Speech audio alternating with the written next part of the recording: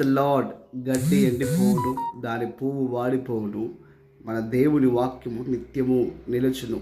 యెషయా గ్రంథము 40వ అధ్యాయం 8వ వచనం ఉన్నటువంటి మాట ఇది. ఈ మాట మనం సరిగా అర్థం చేసుకోవడానికి బైబిల్లోంచి మరొక మాటను చూసినట్టయితే, ఆది యందు దేవుడు ఉండను, దేవుడి యొద్ద వాక్యం ఉండను, ఆ వాక్యమే దేవుడై ఉండను.